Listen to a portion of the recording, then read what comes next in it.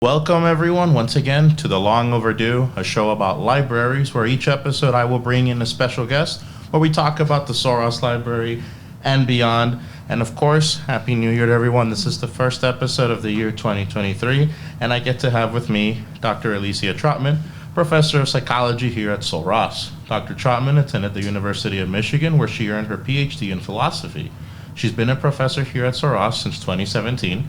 She has also earned many awards, such as recognition awards from the American Psychological Association, Division I, as well as an Adjunct Facility Faculty Teacher Excellence Award from Mercy College. She is also one of the organizers of the Big Bend Comic-Con here at Sul Ross. Welcome, Dr. Trotman. It's great to have you. Thank you. Do I say Edwin? That's yes, okay. Of course, right. yeah. Okay, good. And I just want to say, I wish I got a PhD in philosophy. Benjamin Barrientos we would have constant conversations, but my PhD is in learning technology and culture. Okay. It's because I looked at your curriculum. Oh, yeah. And I saw it and I was like, okay, I'm going to get that one right there. Yes, yeah. Okay. Learning, teaching and curriculum, yeah. Oh, okay. Well, studies. Now I know for next time. Yeah. Well, yeah.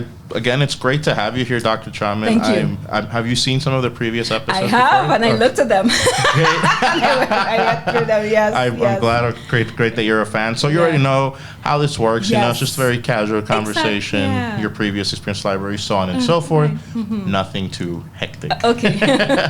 Well, let's kick this off. Mm-hmm. What do libraries mean for you, Dr. Trotman? Well, I had a very unique upbringing. Okay. I grew up in Port of Spain, in Trinidad and Tobago, the capital of Trinidad and Tobago. And where my grandfather built the house, next door was a library. Okay, look at that. So pretty much I grew up with books, but not in my house, just next door. So I, as a young child, I would always venture there and just sit on the ground, and the librarian was like, Lucy, it's time to go. The library is closing. So you were well known in that library. That's correct. Yes. That's great. You got to be neighbors with like just an infinite world. Exactly.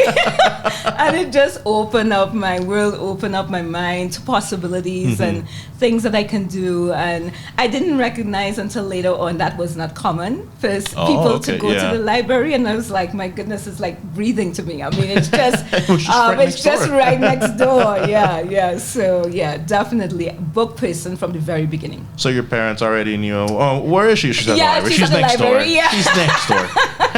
We know she's and they fine. would, yes. So if they didn't see me in the house, they would be like, okay, let's go and check next door. Well, no, wow, that's definitely a very unique upbringing. It is. Because it was right there. I mean, exactly. you didn't really have to worry about traveling or anything. Most people do. It's just, yes. go next door. Right, exactly.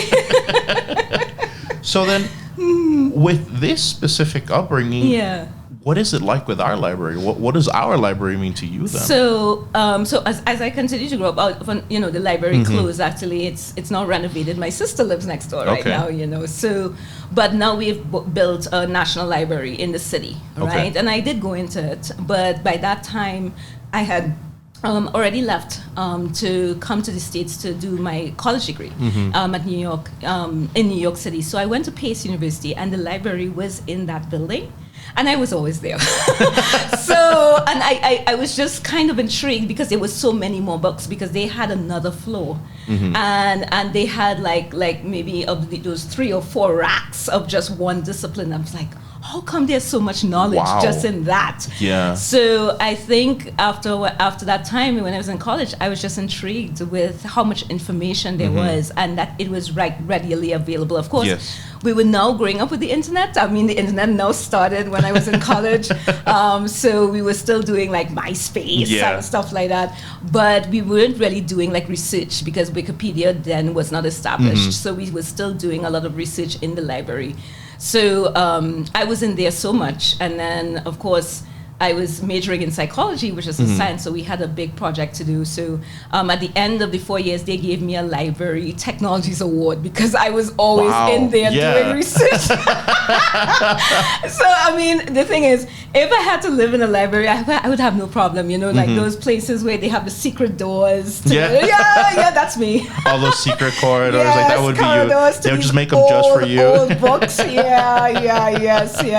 or a book collector, you know. No, definitely. When I came here, Dr. Watson, he was teaching here, political science professor, and he was a book collector, and he would sell these rare books, and we would have a little bit of conversations about that. I find that to be such an intriguing career, you know, to do that, you know. No, definitely, because you come across books that many people have not even considered coming across in the first place, and then you're over here auctioning off such rare books. Exactly. Some that maybe only have one printing. Yes. And it just makes them more spectacular, That's especially if you get the opportunity to read it, or even Exactly. especially own it. You know, it's there. Exactly. Yes. So, would you say you've been able to get that same type of experience and feeling with our library? Definitely, here? with Sul Ross Library. You know, as soon as I came in, I was like, now this is a proper building. And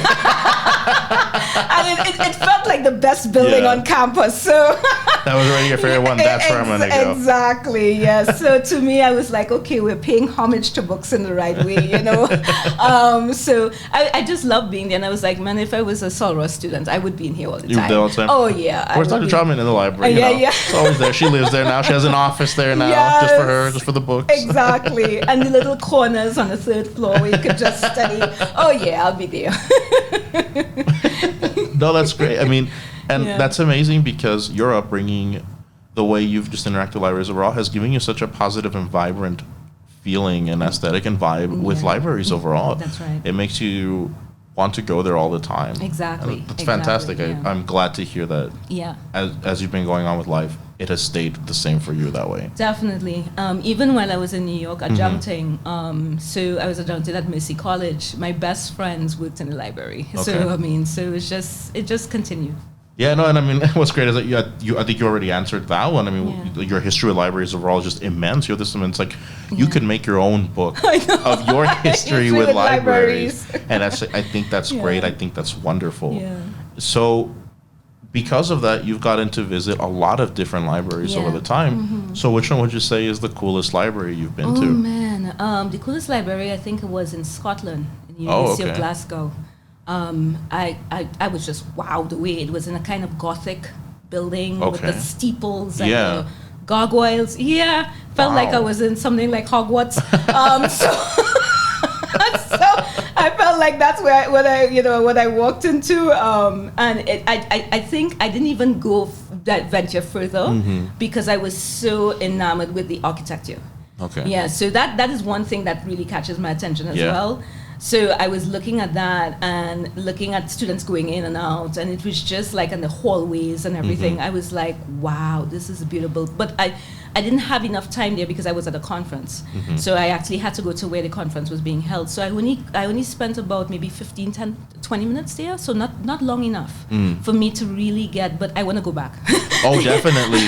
No, I mean, want to return. If just the outside of the library made you want to return, I can only imagine all the intricate details inside the library that you weren't able to experience that first time. Exactly. I think that's when you really see a lot more love put into a library as well. The type of building that's made to house a lot of these books. Exactly. Because sometimes, I mean, we're used to seeing just very small, simple libraries, simple design. But when we see those large buildings, those Gothic types of buildings, it's amazing. Yeah, and I mean that is internationally, but I think in the United States, the library that I frequented a lot was the New York Library. Okay. Right, so because it has those huge steps by Fifth Avenue, and you go up, you know, and the hallways are huge, and there's marble, and it's just it feels like a sacred place, you know. So that's and that's the.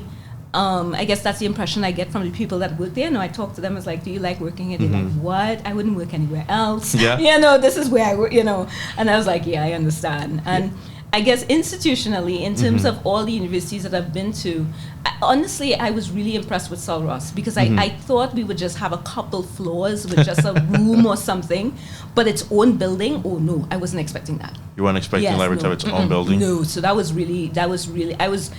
something that kind of convinced me to stay here. I was like, okay, these people like libraries.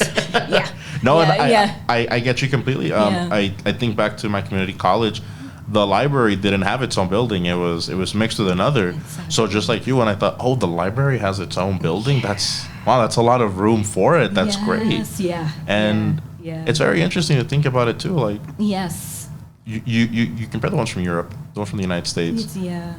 Very temple-like. Yes. They keep that temple aesthetic from the past where they knew libraries were sacred places of knowledge. And even then, though it's not as extravagant as it once was, you still get that feeling like, oh, this is a very important place. This is a place where I have to be careful because there's just bounds of knowledge surrounding me. Exactly. I mean, when I open a book, I'm like opening this contribution that this individual or group of individuals have made, and leaving a legacy, after they have passed, and something that they're like, I have this to share with you. I find that to be sacred. So definitely. And I totally respect that. So, yeah. Yeah, no, I think libraries have always, and will always have that sense of we must always respect our libraries. Yes, exactly. Because it's a portal to various types of worlds that we wouldn't have access to on our everyday lives. That's right. And I think that's why we learn that's something we have to respect, something we have to keep. Exactly.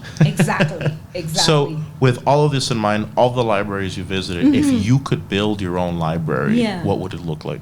Well, honestly, I kind of want to have a library like, oh my goodness, and I can't remember the character's name, but he has the school for all the people that have the in Marvel. Because it's not the Dr. X-Men? Yeah, the X-Men. Is it Dr. X? Dr. Charles Xavier. Xavier, thank you. Right, his library. It has to be his specifically. His library. That's what I want. It's got to be his. His was great. If I had to have any place where I could nurture people and let them recognize what skills and that they have or powers that they have.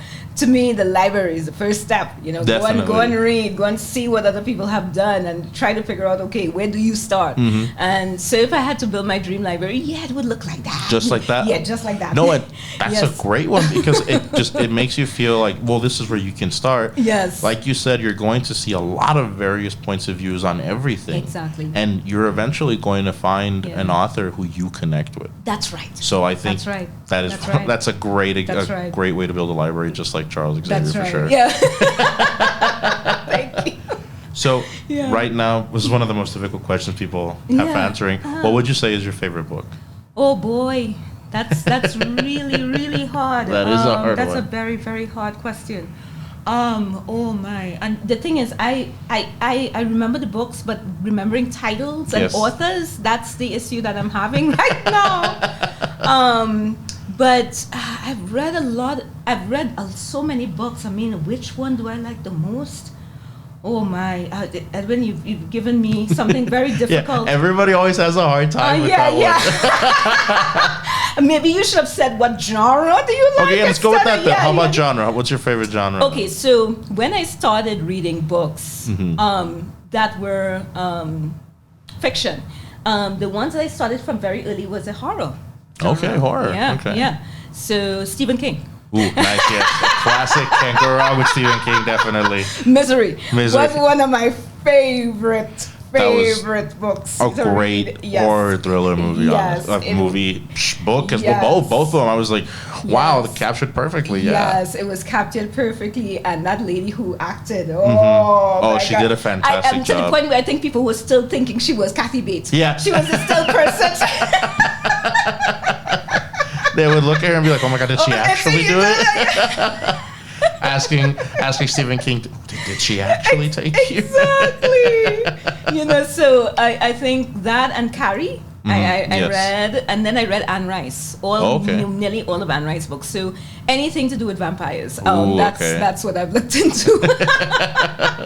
I'm starting to see a connection. Gothic libraries, vampires. and the horror genre. And the horror genre. What is Dr. Trotman trying to tell us? I know. Well, it's clearly that's why I'm into psychology, right? Yeah.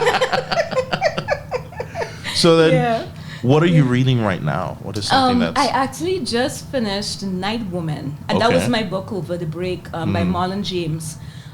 He's actually Jamaican heritage, and he got a big award for the book.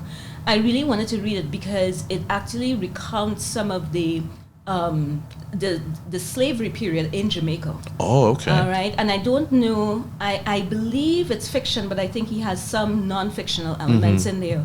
And what I really liked about the book is that he the language or the talk is in Jamaican Creole. So, yeah, so I was really, I mean, of course, when I hear Jamaican Creole, I don't understand it really because it's such broken down English. But reading it, I was like, oh man, this is amazing, right? And pretty much his story was about these women actually having an insurrection. They actually rebelled, had a revolt against the slave owners. So it was pretty cool. Yeah, no, definitely. It sounds like a very interesting. Now I want to read this. It's a very interesting book, honestly.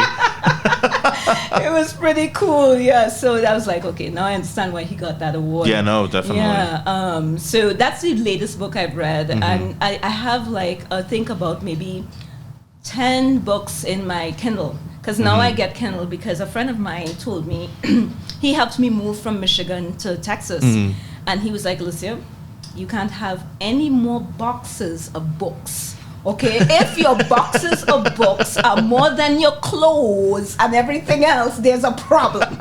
So he said, please invest in the Kindle. I said, okay. So that's what I did. But you still brought books with you. I did. And it's hard because I was like, sometimes I feel when I buy a book, I'm like, ooh, I now have a new set of knowledge. I feel like something special in me, that I have this, now I have my Kindle and I'm trying to get some more of the fiction books in there. So, and plus, it's easy because I could carry it everywhere with me without the load. Yeah. Yes. A lot of people are switching to Kindle, or people have both. Both, exactly. Yes. And I travel a lot, so it really it's helps. Convenient. It's helpful. Yeah. It's very that's convenient, great.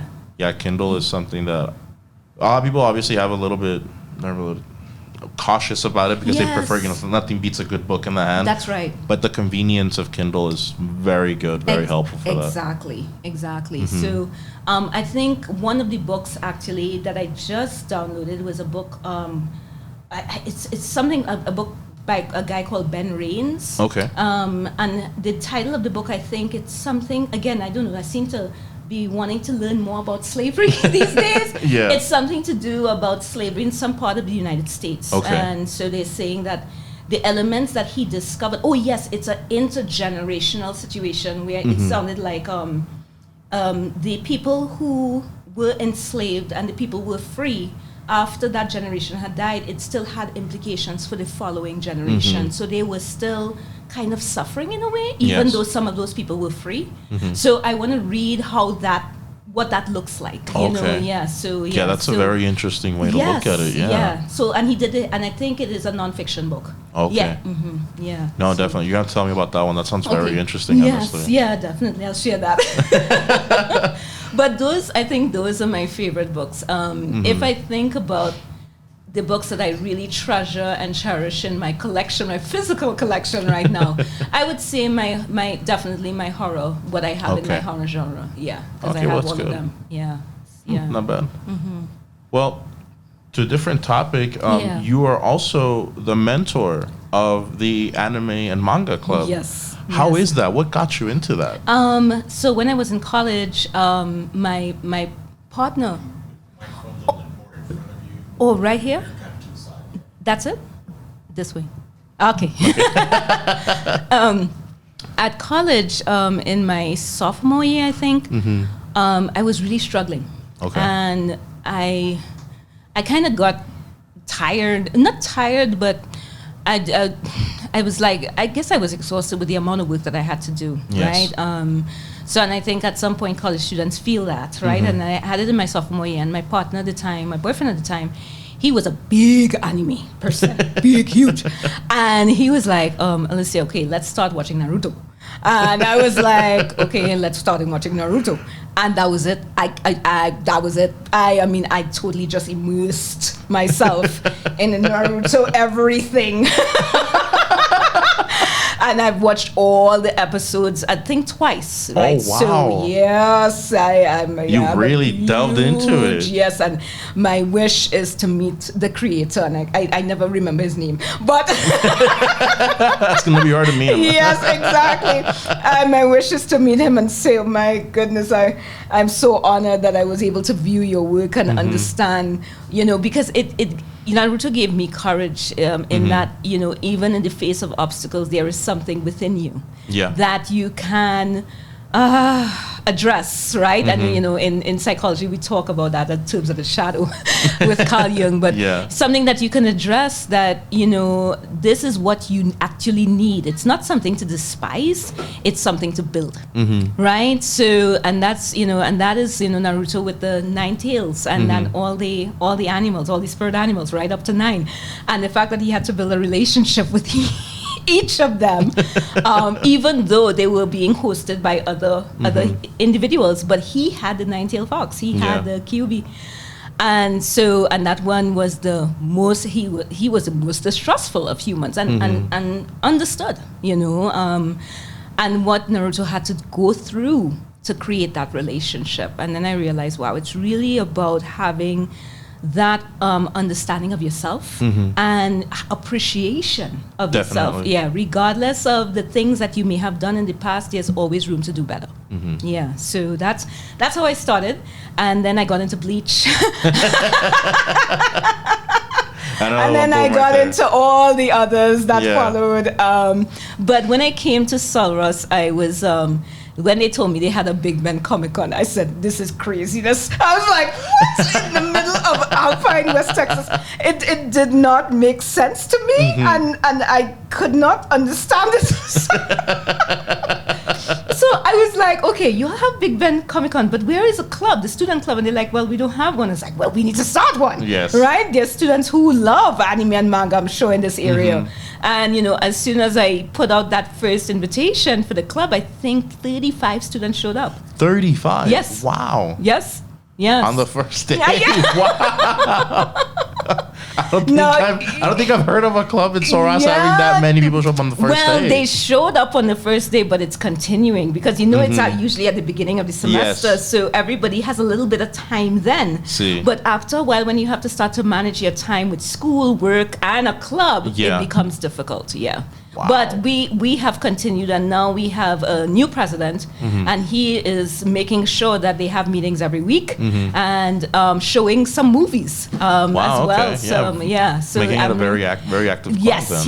he's starting it back. Yes, That's good, resurrecting honestly. it. To make it more active. So then, when you made this, you clearly wanted to bring that experience that you had when you were a sophomore to these students. Because, exactly. I mean, we've all been there. We've all had those struggling moments where we run out of steam and we're just like, we can't do this. And we need that avenue of escape. That's right. And I seem to be on the spectrum.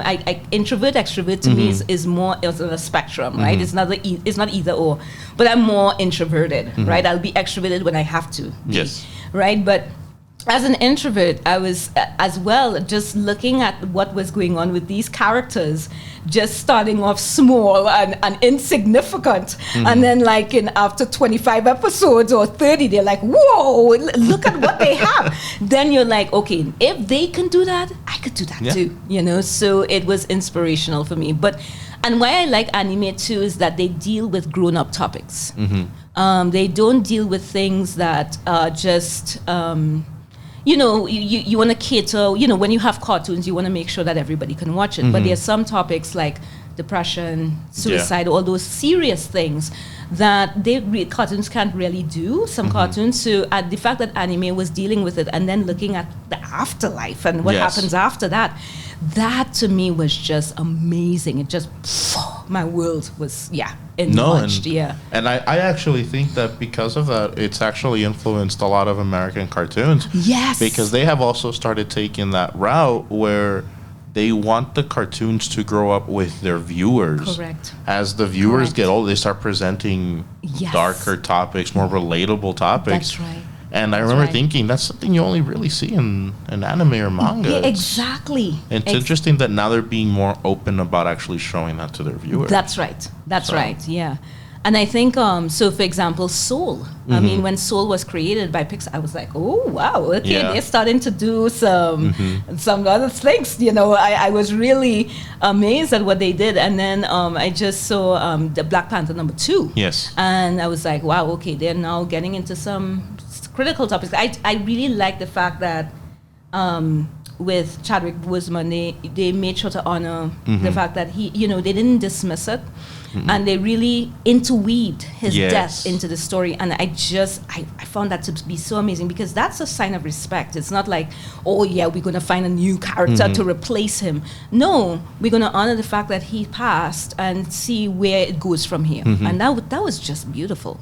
Yeah, I will say the story for this movie was fantastic. I think they handled his death very well, and they found a way to create a story around it. Exactly. Because I actually read online that the original story was going to be a father-son story between Chadwick Boseman and the child. Okay. But when he passed, they turned it into a sibling relation and dealing with the depression. With the depression and the losing your brother. Yes. Yeah. And so I thought, wow, they really handled that story very well. Very well. And very well. You talked about some movies that you saw previously. I just recently saw the new Puss in Boots movie. Oh, you did? And I'm telling people that I don't think that movie was actually meant for kids. Oh, it was meant for adults, because they tackled topics that I was thinking children wouldn't understand these topics to the depth that I, as an adult, am looking at it right now. It was great topics. So I highly recommend that one. Okay, all right, I will definitely watch it. Like I said, I was like, wow, they put this in a. This is supposed to be a kids movie. This feels like this is for the adults who grew up watching these movies. So, yes, wow. So yeah, like very interesting. Seeing that now these very real topics are being presented to kids at a much earlier age for them to understand this is something that you are going to have to deal with in the future. That's right. It's better for you to start understanding it now. That's exactly it. Yeah. So I think it's great that you created this club for people to be able to get past a lot of these and maybe find their own anime or manga that will help them. Like, you know what? If they can do it, I can do it too. And the thing is, what I find amazing is that these students usually are quiet in class. But when they get to their club stuff, I mean, you just see this beautiful, amazing, energetic side of them. You know, one of the previous presidents, you know, he was on the spectrum. And I was just shocked at how much he just blossomed with the growth of the club, and also hosting Big Ben Comic Con online. I mean, he was the one that helped with the event coordination. He was the one that was, that's one of the things that I had learned, is that when you are doing online events like that, you need to have people who are guardians, just to make sure that the interaction is G or PG and stays respectful. Definitely. Right? And the fact that he coordinated all of that and was just so fantastic. And I was just so proud, and I think a lot of people were really shocked to see that he was able to do that. Yeah, just came out. That's fantastic to hear that he was able to blossom like this because of an environment you provided for him. Yes. And sometimes that's just all our students need, whether it be inside a library or in a club. They just need that correct environment to really shine. That's right. And I think that's fantastic that you were able to provide them with that. Yes. Yeah. So now with this in mind, whenever you visit our library, are there any books that stand out to you? What would you say is notable in our collection to you? So I think it's Al is the person who's in charge of all the library loans or something like that. I think he's on the second floor. I can't remember his name. Anyway, I think I'm the person that orders a lot of those materials. Oh wait, no, that's actually me. That's actually me. Yes, it's actually me. Yeah. Yeah, I always see Dr. Trotman needs a new article. I'm like, okay, I got it. I love the fact that we have that interlibrary loan, and I love the fact that I can actually now get books in PDF format in the databases. And I was like, oh my God. So now I just link it to my courses. So, I tell my students, so they're like, oh my God, Professor, there's so much material. It's like, you'll have to recognize that this is something people are interested in, Exactly. So I love the fact that we have that resource now. And so I am many times I'm not physically in the library unless I am meeting someone or I am doing something, but I'm on the website all the time. So I think, right now, I think the collection, because I've been in communication with Betsy, and I'm not saying her last name because I'm still trying to remember her new last name. But I've been in communication with her about the resources for psychology, and right now the one that I really like is the fact that we have Flipster. And we have The Psychologist, which is a magazine that comes out from the British Psychological Society. I love that because it gives the students a different aspect of what psychology is. Different from the American, let's look at the European view. Yeah. So I love that we have that. But then also the books. So I think maybe 3 or 4 years ago, I was asked to recommend, because they had given me a set of cards in terms of books that they should get.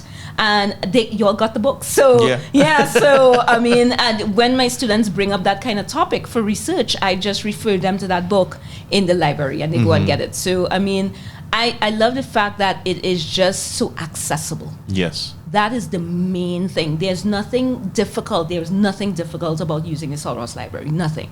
Yeah. At least I haven't encountered it yet. Yeah, no, but so it has been easy. Yeah. Yes. So that's what I love about the library.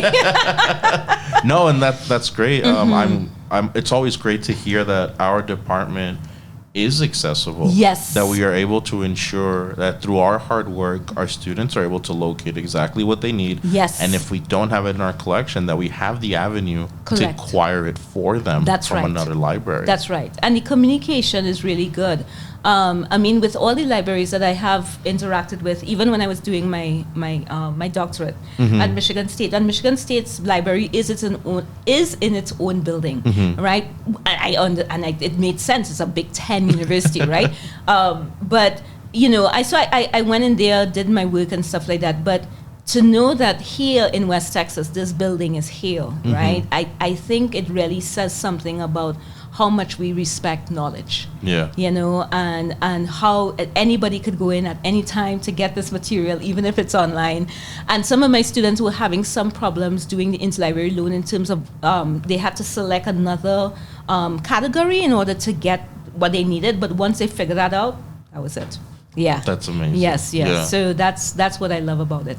Yeah. It's fantastic. I'm glad to hear that we've been doing such a great job with that. Yeah, well, definitely with psychology. I don't know about the other disciplines, but with we haven't had any complaints yet. We're good with psychology right now, yes. All right, well, Dr. Trotman, these are the last 2 questions for the podcast. What do you love about Sul Ross overall? What I love about Sul Ross are the students. I am in fact, when I go and speak with my colleagues at the American Psychological Association or the American Association of Women in Psychology, I'm sometimes very, very quiet because like this. They have issues with their students, but the interaction that they have is a lot more limited, mainly because they have so much more demands, being at a bigger university, being in the city.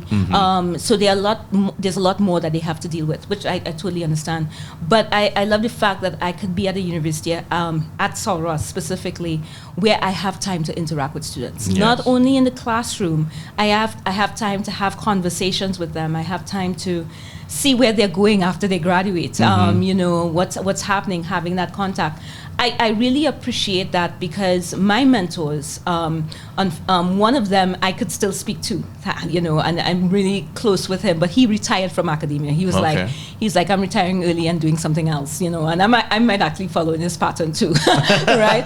But the other mentors I had at college unfortunately passed. Oh, okay. And so I had to kind of, when I graduated from Michigan State, I was like, oh, well, what do I do? And honestly, I kind of had to navigate that. And, when I when I was in New York and I went to that conference, that person-centered conference, and met Dr. Downing, I was just struck at how personable he was. Yes. Right? And I was like, well, are these people like this? You know, and then when I got on the phone with everybody for the interview and stuff, I was like, okay. And then came down to Alpine, met Jimmy Case, and he gave me a hug on and I'm like, what is going on? You were like, whoa. Yeah, this is already? you know, and so I was like, okay, if the people here like this, that means the students actually are going to be amazing. And that's what I found. The students here want to be here, and they want to learn, right? And even if they may have different aspirations, even if they may stay here a semester and have to go somewhere else because of other demands, it's still something that sticks with them. It's a memory that sticks with them, and they're like, you know what, Sul Ross really has done something for me that I have to remember. And then sometimes they return after 2, 3, 4 years, and I love the fact that they could see that this is a university of lifelong education. Definitely, no, that's great. Lifelong education. I'm glad that you're absolutely right. I'm glad that the students just like you have had an impact on the students, but the students also had an impact on you. Yes, and it definitely sounds like they also make your time here at Sul Ross a very interesting one, very entertaining one. Definitely. Because you get to interact with them, you get to see where they're going, you get to see what they're aspiring for. That's right. That's something I've always appreciated myself about Sul Ross, is that you do get those one-on-ones with professors. Yes. Where most other universities, you're just a number. Like, student number 307. Yes, yeah, that's me.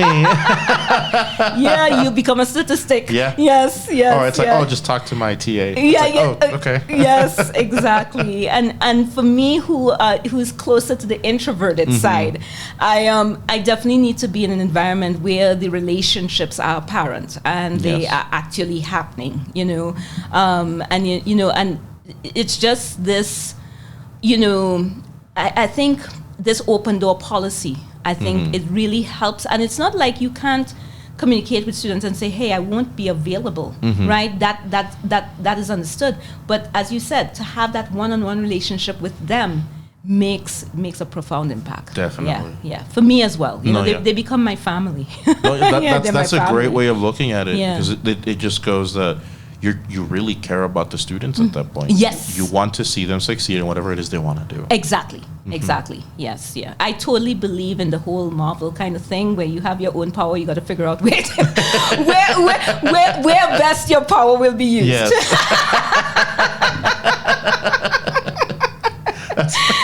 That's a great way of looking at it, and I appreciate that. Fantastic way to do it. Yes. So now the last question, Dr. Trotman, what do you love about Alpine itself? Oh, Alpine is a beautiful place, man. I think I didn't even know a place like this in Texas existed, and I kind of connect with all the people that came to visit me here. My parents, my daughter came to visit me here as well. Okay. Yeah, she lives in New York City, and she's like, Alicia, this is gorgeous, and it just makes you. It makes me feel so relaxed. It makes me feel at home. As soon as I stepped off the Amtrak, because I took the Amtrak from Dallas to Alpine, because I wanted to see the terrain. Yeah. And when I came off, and I was like, wow. And I'm seeing all this desert, and I'm like, still, wow, like, oh, there's so much desert. What's going on? Yeah, but the thing with me, it's the sun. I'm the kind of person, I suffer from. They call what they call it, the weather, not the weather. It's a depressive disorder based on the light, how much light you receive. Light. It's not coming to me right now, but when I was in Michigan, it was really hard being there. At least where I was in Lansing, I think they only get about maybe 2 weeks of sunlight. The rest is cloudy or rain. I think they get a little bit more, but it's not a lot. So it was hard. I mean, so a lot of people told me to get a light, like a sunlight. Yes, I've heard about those. To help with that. And I did actually, but then I said, okay, I can't live here. I could visit, but I can't live. Yeah. So when I came down to Alpine and I saw how much sun there was, I was like, okay, yes, this could work. You're you know, this is it. This is perfect. And I know a lot of my friends who actually prefer the clouds. They prefer the rain and stuff like that, and that works for them. But that doesn't work for me. Yeah. So this definitely Alpine is home. I like the people. I like that, you know, I can get everything online if I can't get it in the store, and that I could easily drive to places that have very different environments, right? Big Bend National Park, I could go to the city. It's just like a hub where you can easily go to these other places, and then to Lingua where everything else happens. So I mean, I think it's a beautiful place. It's beautiful. I'm really happy to live here. Oh, and one more thing. When I was in Mercy College, and so that was the college I was adjuncting before I came to Sul Ross, and I told them that I got a tenure track here. You know, one of the people was like, it's an Alpine, and she's like, oh my gosh, I'm jealous. And so I didn't know what she was talking about yet. And I said, what? She said, girl, it's hill country there. And, you know, Big Bend National Park is there. And I was like, okay. So, you know, and then when I came down here, I was like, okay, now I understand what she's saying. I understand perfectly. Yeah, now I understand perfectly. Yeah, I remember when I first came to Alpine to look at Sul Ross, I came with one of my friends, and we literally saw the divide between nothing but desert and green. And I was thinking, what just happened? That was very odd to witness. And sure enough, it was a lot greener. It was very beautiful to see. And I was thinking, whoa, we're still in Texas, right? Exactly. That's right. Yeah. Yeah, it was like, okay. Did I cross to a different state? No, we're in Texas. Huh, okay. And I was blown away. No, I agree with everything you said about it. It is a very beautiful place. Very beautiful. The big skies, and the fact that we have the dark skies policy that I hope remains. Hopefully. And it should remain, because it really needs to be like that based on what we have here. Yeah. So, absolutely. Yes. Yeah. Well, that's all I have for you, Dr. Trotman. Do you have anything you want to ask me? Edwin, I guess I wanted to ask you, what's the coolest library you visited? The coolest one I visited? I unfortunately haven't been to too many myself. Oh, okay. If I remember correctly, I think I got to go into the library at the university in LA. There. I got to check it out because I went for a McNair conference. Right. And I did get to look at the library a little bit, and I liked it. Very beautiful and everything. But still, the one that stands out to me the most has always been the Sul Ross one. Wow. Because it's the one that became sort of a second home for me ever since I came to Sul Ross. Right. Because I got my job there literally like 2 months into my first semester. Oh my God. So I was there all the time, I grew accustomed to people. It was great that I could see so many of the students walking, and I could encounter professors as well. Right. So overall, I was like, this is a library that I can say for now is the coolest library I've seen so far. Awesome. And I guess the last question I'm going to ask is that your superpower is writing, right? I hope so. I sure hope it is. Which intrigued you to start writing or to go into that writing career? What kind of channeled you into that area? I am very good at coming up with stories. As I told Dr. Francis one time, I'm very good at BSing. Oh yeah. I have an odd knack for it. I'm very good at it. And I decided, I was like, okay, what can I do with it though? Yes. And so I started looking into the creative writing, and I was thinking, well, I already have a very active imagination. Yes. So why not put that into my writing? Oh, okay. So I'm much more of a creative writer, and it shows because I really get dedicated into what I'm doing when I'm doing a creative writing piece. Yes. So that's definitely what got me into it, knowing the fact that I could come up with stuff. Yes, right. And have other people look at it and be like, wow, this is actually very enjoyable to look at. Exactly. Oh, man, that's awesome. That is awesome.